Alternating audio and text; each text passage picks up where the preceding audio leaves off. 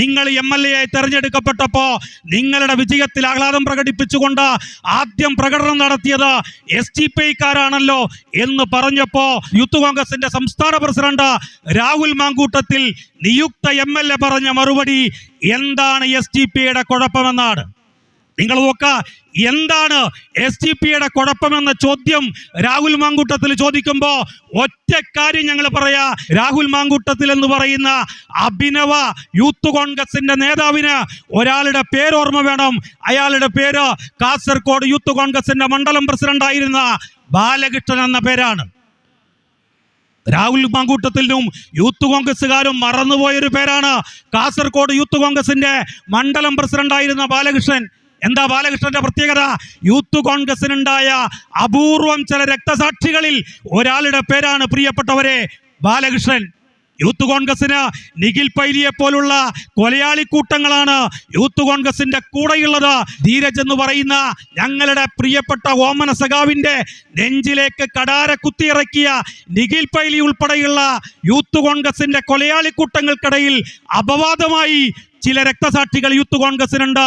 അതിലൊരു രക്തസാക്ഷിയുടെ പേരാണ് ബാലകൃഷ്ണൻ. ആ ബാലകൃഷ്ണൻ എങ്ങനെയാണ് പ്രിയപ്പെട്ടവരെ രക്തസാക്ഷിയായത്?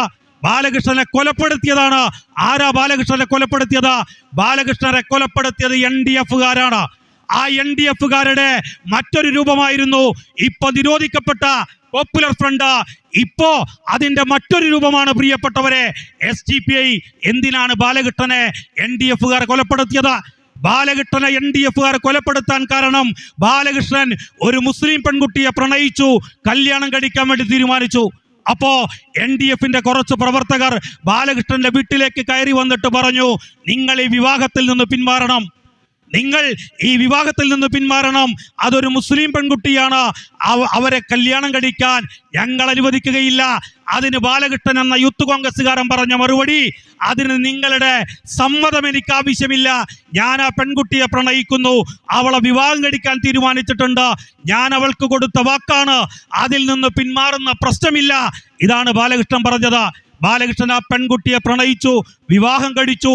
3 മാസം ഒരുമിച്ച് ജീവിച്ചില്ല. ബാലകൃഷ്ണന്റെ വീട്ടിലേക്ക് വിവാഹത്തിന് ശേഷം 3 മാസക്കാലം പിന്നിട്ടപ്പോ NDF-ന്റെ കൊലയാളിക്കൂട്ടങ്ങൾ മാരകായുധങ്ങളുമായി ബാലകൃഷ്ണന്റെ വീട്ടിലേക്ക് കയറി വന്നു.